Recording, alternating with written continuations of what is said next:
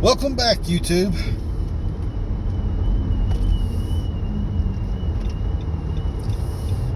Wow.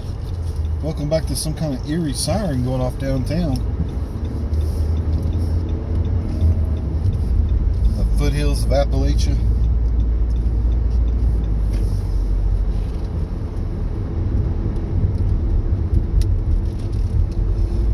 Wonderful day to be alive. It's given stormy weather for today and down here.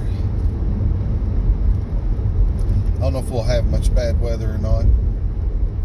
Didn't get a chance to get out enough videos last week.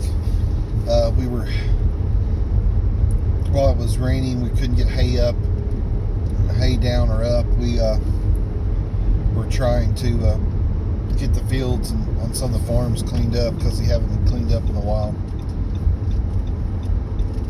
Before I injured my leg, I was working 60, 70 hours a week plus at my other job and then trying to run the holding company and take care of things around the house and stuff when I wasn't there. But when you live an hour away from work and you're working 12-hour days, you're not just working 12-hour days. You're gone 14 hours from home. And that makes a big difference. But back to trying to get enough videos filmed today that we can go through the next week. I have my surgery this coming week, so that's awesome. And hopefully get back through recovery, get back to my job. The job that is my grocery getter. Because you have to do something, so that you don't divert money coming in from your businesses away from growth. It's my kind of take on the Koch brothers, on the Koch Industries, how they have a system called market-based management. And basically it's growth for growth's sake.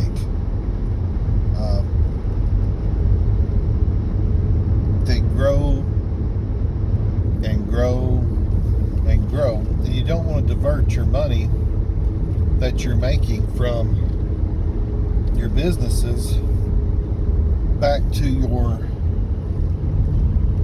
personal expenses and income. The only thing that does is slow down the growth of your business. Now, when it comes to a point where where it's costing you more money than what you would be making from your business to work the other job, that's when you have to switch. But with a business model based kind of like Berkshire, where earnings come in to the home office and then that cash is reallocated to other businesses to grow, or back into the same business to grow. It takes a while. It's not like sales, like from Amazon. Like when book money comes in, we get to redistribute that and grow the company. When checks come in from the podcast, we get to grow the company. When checks are not coming in from YouTube at this time, of course, but when checks do start coming in from YouTube, we'll be able to redirect that and allocate that cash towards the company as well. Right now we are listener supported on the podcast, and we just opened an Amazon affiliate account to try to push money towards the company. I've been discussing a lot of things about multiple streams of income here lately with Robert Allen, and a whole series on how my great-grandparents built wealth, by using the timber from the farm to pay for the farm. And then they used, of course, now times have changed, money's worth a lot less, so you can't just go out and buy a farm and then cut the timber off of it and pay the farm off in a year like they used to could. You know, my grandpa done that over and over.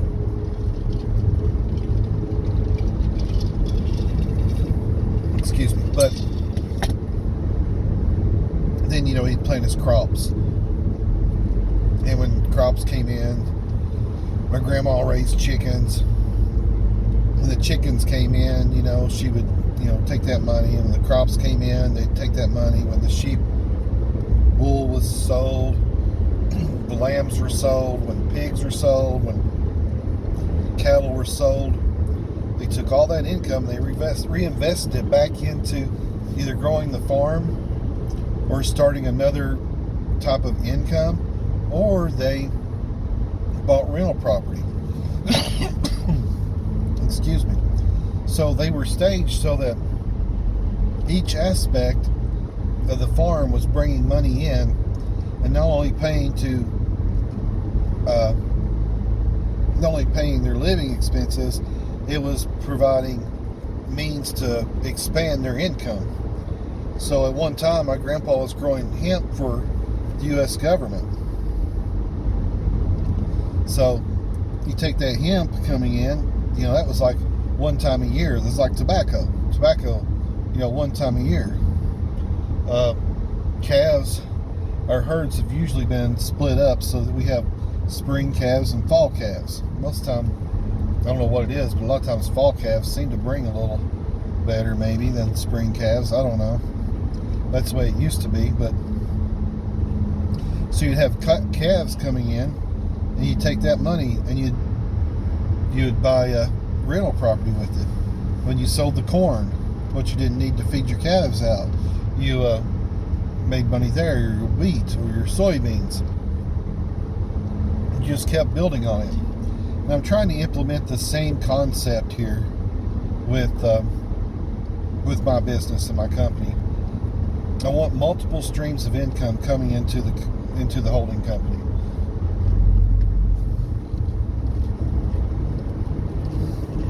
So with that being said, this is the general basis of how my holding company is structured. And, you know, if it was a publicly traded company, everybody would know what it is anyway. But because it's a private company, some things aren't discussed or given away. But the holding company is divided up in two things, and I've discussed this before. You have growth stocks on one side, and you have dividend income stocks on the other side. If you look at any of your big hedge funds, they're structured the same way. They may have so many growth stocks, but they use the income from their dividend stocks to buy big chunks of growth stocks. And that's the way mine is set up too. Although I lean more towards the income and less towards the growth. The reason for that is taxes. Taxation is theft. Point blank, it's theft. I don't care who you are, where you're coming from. Yeah, do we need a government that, you know, pays for roads and everything else? No, most of these roads should be toll roads, and they should be paid for by themselves. But we get the freedom of, you know, taxation, so that they pay for roads and schools and all this other stuff. I am a huge proponent of the free market. And what I mean by that is, I believe in the free market. I believe in the free market to the side. Why keep paying school taxes to a school in your area if you don't have children there? Why should you have to pay school taxes to that school? If that school isn't providing the best education for your children, say you are a parent, why would you send your kids to that school? Why would you pay taxes to that school? It's the whole socialist system is not free market. Are there some good things about it? Yeah, maybe. Maybe there is. I'm not 100% sold on it. But one thing I can tell you is, a free capitalist society works a whole lot better. It's starting to rain a little bit here. But coming back to that, so you want to create as many income streams as you possibly can into your company or into your personal life. So by doing that, so this is what I've just started implementing. I looked at Robert Allen's book, and I looked at my great grandpa's example. So with the YouTube videos are designed to help support the podcast. Drive people to the podcast. Also, boy, my windows are really fogging up there. Also, while I'm doing this, I need to make as much money as I can for my time that I've put into this. So I've started using Amazon to put links into this back around here to me, because the wind is fogging up and it's starting to rain. So in order to utilize all aspects, I haven't started a t-shirt company yet, but I'll be working on that eventually. But as of right now, we sign up with Amazon affiliates, and I'll leave a link below to my book and to Robert Allen's book. And by doing that, if someone clicks the link to my book, I'll not only get paid for my book, I'll also get paid for the affiliate side. So that's an income stream. That's two different income streams with one thing. And that is how you build. I don't know if it'll work. I don't know if I'll make any money off of it at all or not. But the thing is, you have to utilize all your opportunities around you to your advantage.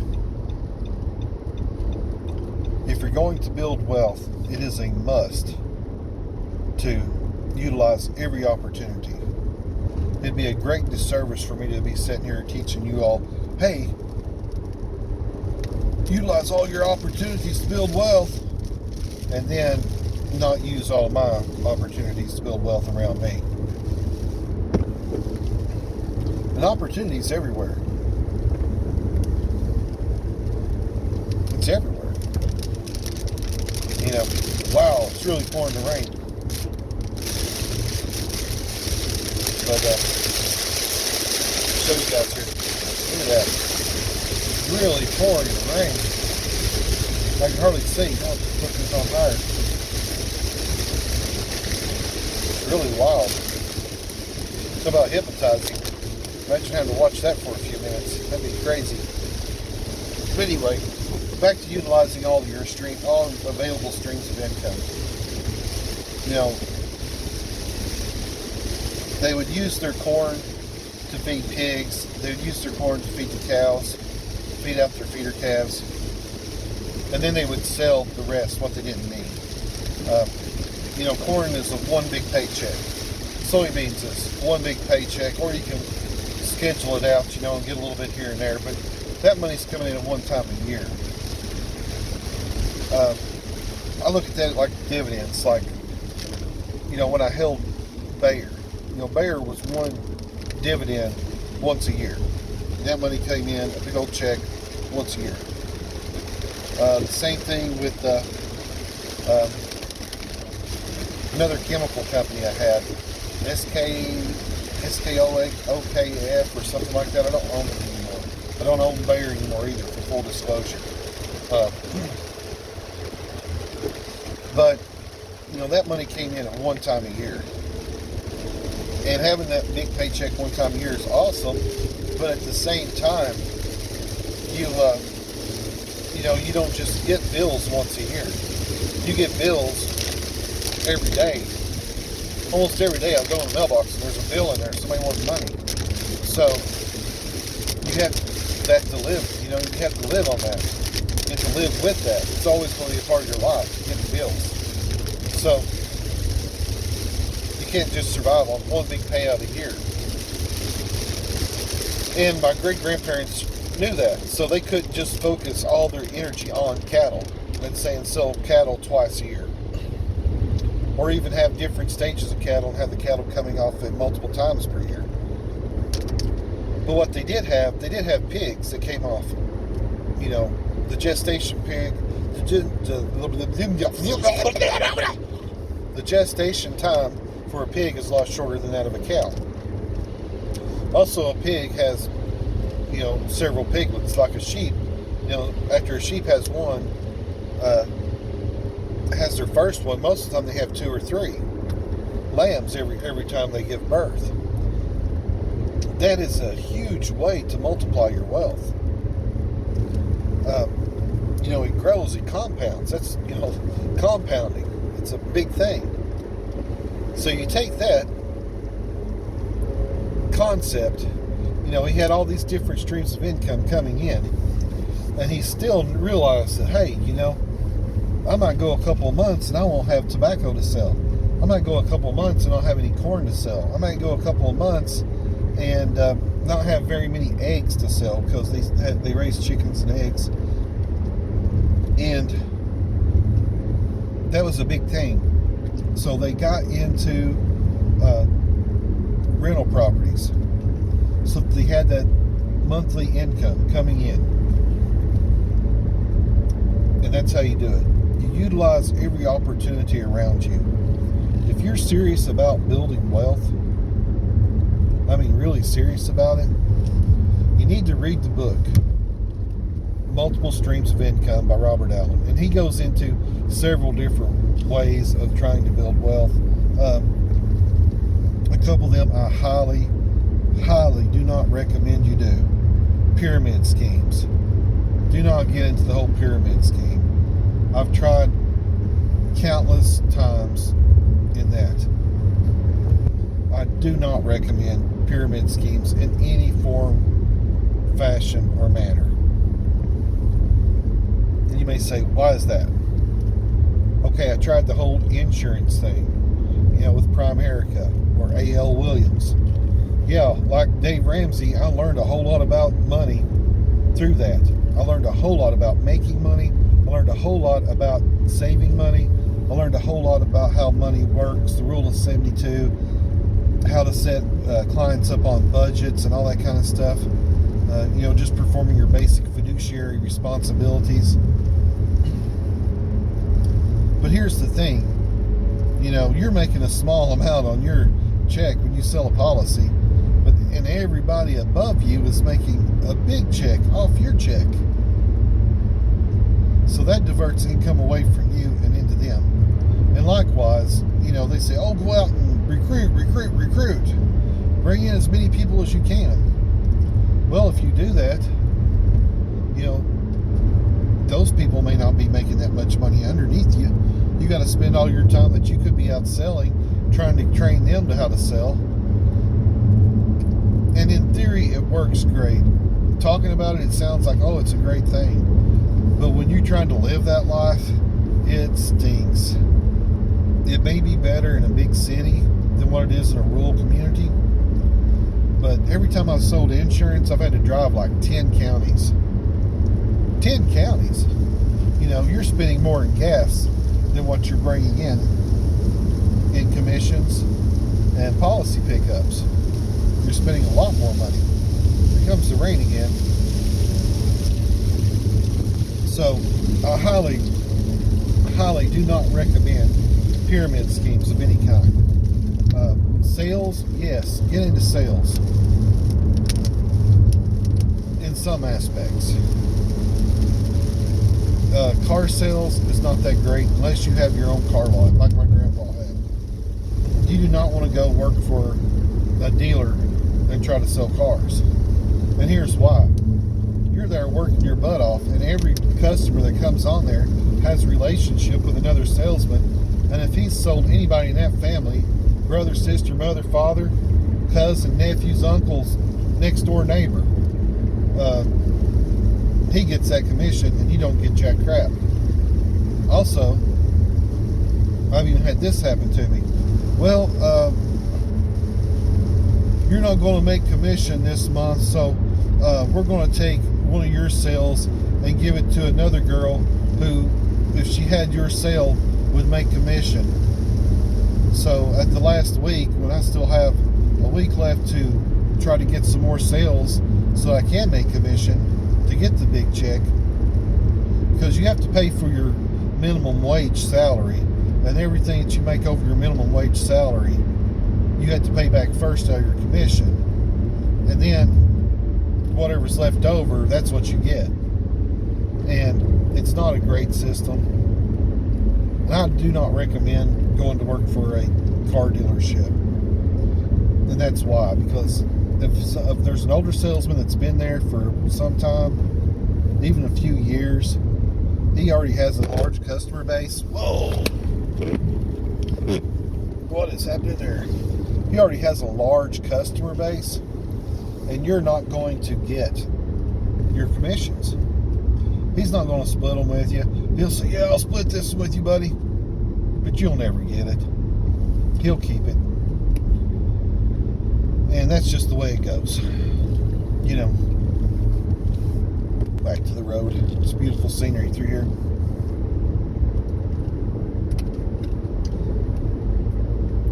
But anyway, if you, so sales is a great way to make money. But don't go back into necessarily car sales. Some people might be successful at it, but I had a very hard time. Everywhere I went, there was someone who had been there for decades, and had literally sold almost everybody in the entire town. So, the only thing you were doing was getting half deals off his, if you were lucky. You're never going to make commission like that. Just not going to happen.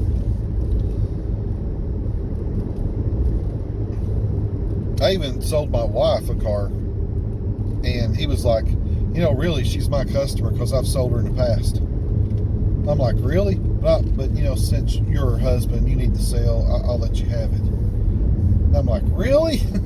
I mean, you can't even sell your own spouse, you know? That's just the way it is. So, sales is probably a good thing. Stay away from the pyramid scheme.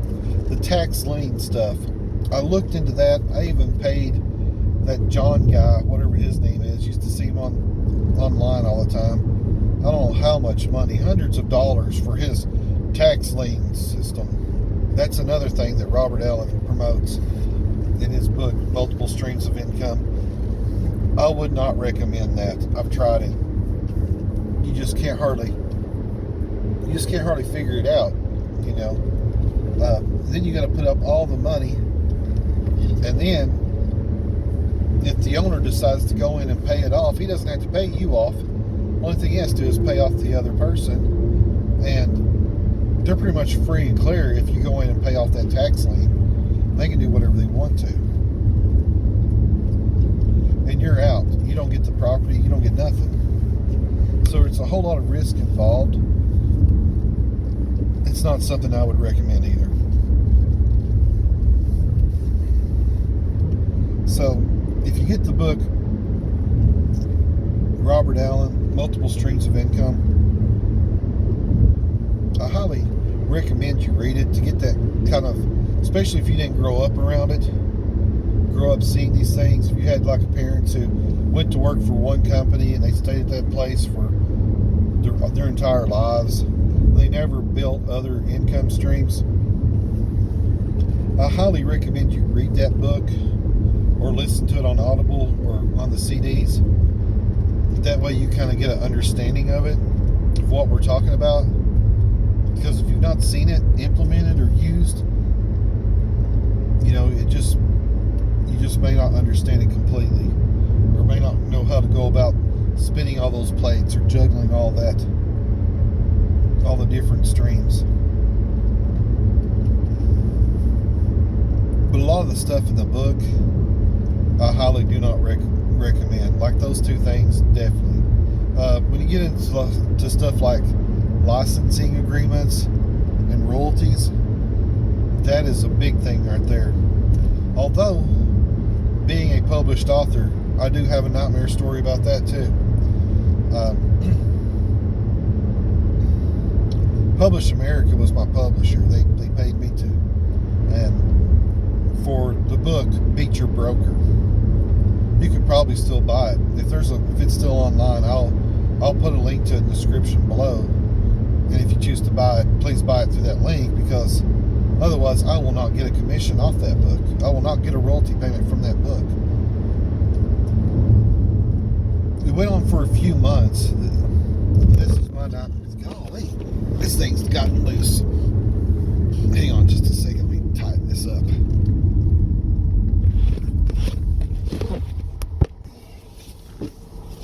There we go. Tighten that thing up. Anyway, here's the story. Publish America was my publisher. They, I would enter all these promotional things every month. They're saying, "Oh, we got a new promotion. We need $300 from you to promote your book." So every month I'm giving $200-300, to these people to put my book in airports, put my book in all different places, and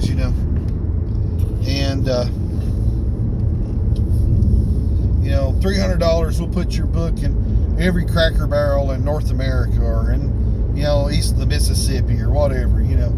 All these different promotions that we're paying for.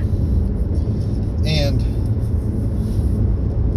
I started paying them, and I'm just spending all kinds of money. Now, like, after about 6 months of this, of just dumping hundreds of dollars every month into my book, every quarter I'm getting these statements that say, "Oh, here's a check for 20 cents. You only sold one book this month. Oh, well, here's a check for 12 cents. You sold an ebook." All this crap. And here I am spending hundreds of dollars and not even selling more than a handful of books. So I started looking into it, and they started having other authors look into it, but I could not become part of the lawsuit. I contacted lawyers, but they just, they never would take me or let me into the lawsuit that was suing them for this kind of action. And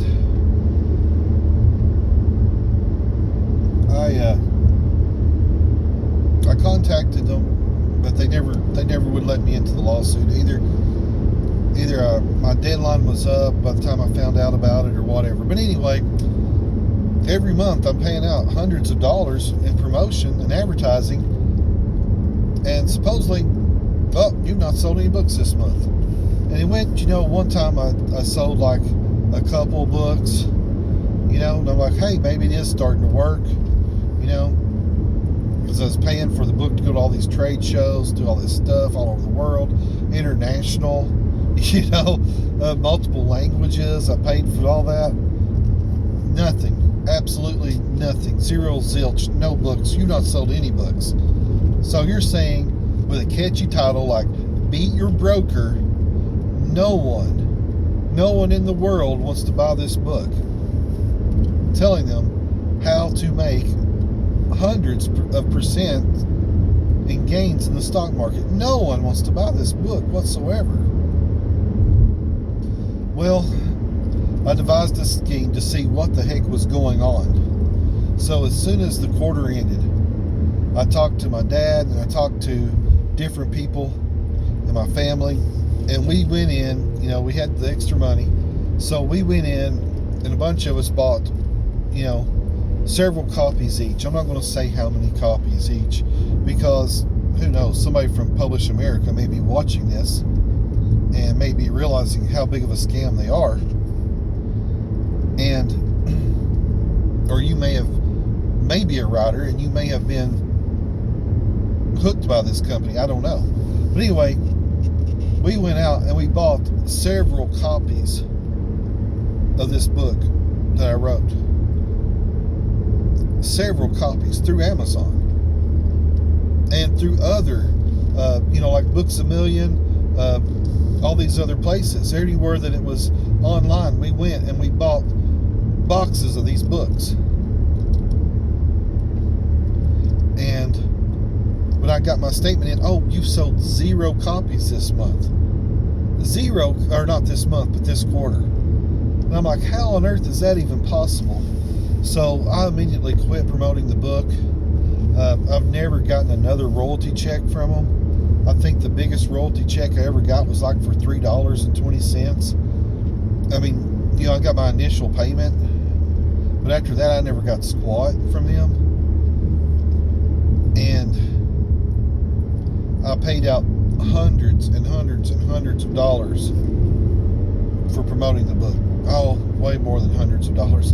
I'm talking thousands of dollars, because it's like $200 or $300 a month for like a 6-month span or whatever. But anyway, and that's not counting, that's just the promotions. That's not counting the hundreds of dollars it costs to put it in different languages. You know, it's just, my ears are popping. But royalties is a good thing if you can get into them. I highly recommend going through Amazon.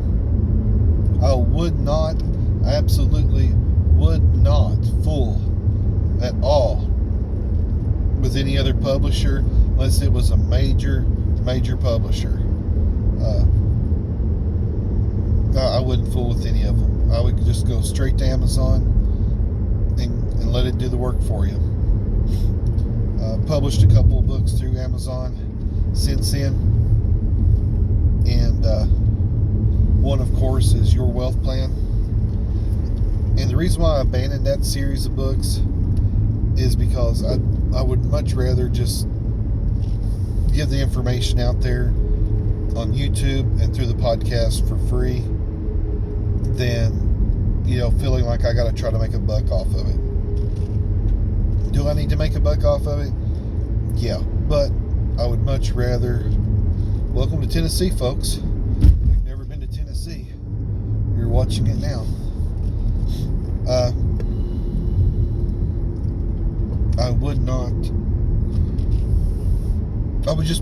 I'd be highly skeptical of any publisher who approached you if they weren't offering a lot of money, and I especially make sure that they were going to be out all the risk for promoting the book. That's where I went wrong. Give me another swig of this good Lipton pink tea. That's good stuff.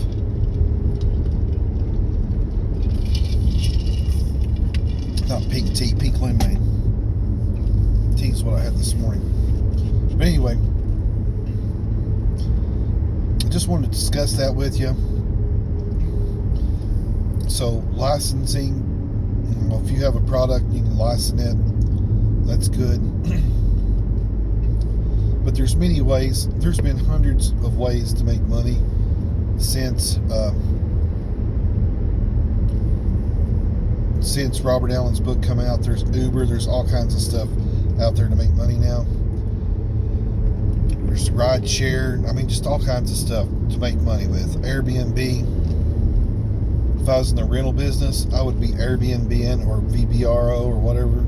I would not be just renting my house out monthly to people. I would not, because all they do is destroy it. And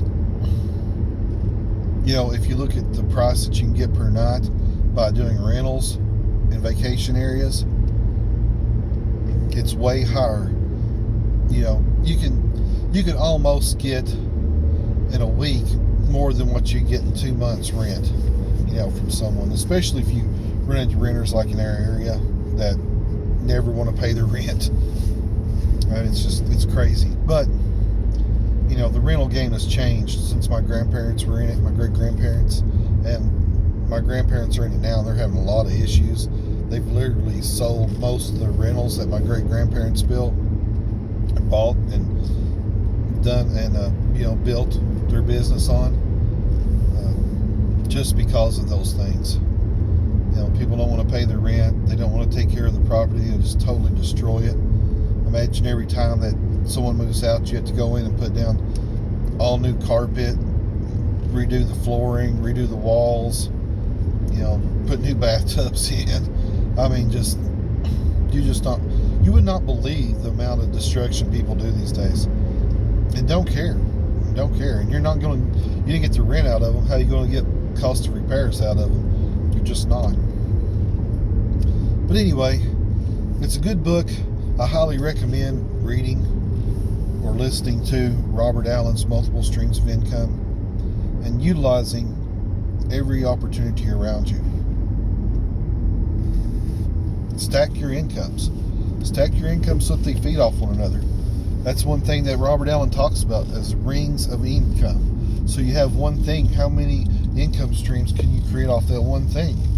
So I have a podcast. How many streams of income can I produce from that one podcast? It's something to think about. If you have a YouTube channel, how many streams of income can you produce off that one podcast? I know this video is running way long. I was hoping to do them shorter, have 10 to 15 minutes. But we're really in a pretty area right here. I don't know if you can see all of this or not, but it's beautiful. It's really beautiful. There we go. We are in the Pickett State Park. It is a great place to come and vacation with your family. You do have to watch out for copperheads and rattlesnakes. My first wife, she was copperhead bit one night down here walking trails back when we were married years ago, when my first son was just a young toddler. But this is a beautiful state park to come to down here. That's it for this video. Thanks for watching. Thanks for subscribing. Please listen to the podcast on Breaker, PocketCasts, RadioPublic, Google, and Spotify. Hope it adds value to your life. Hope you get something from it. You can connect with us if you want to be on the podcast, or if you want to just get in touch with us. If you have anything you'd like to share with us, interact with us, you can reach us in the comment section below, or you can reach us at Your Wealth Plan Podcast on Instagram and Facebook. Please like, please share this video, especially if you like country driving scenes. We try to do a bunch of them because, I don't know, to me it's really relaxing watching a beautiful country road, beautiful scenery, and learning a little bit along the way. We hope we've offered you some value. Hope we've helped you all out a little bit. Please like, please share. Thanks for subscribing.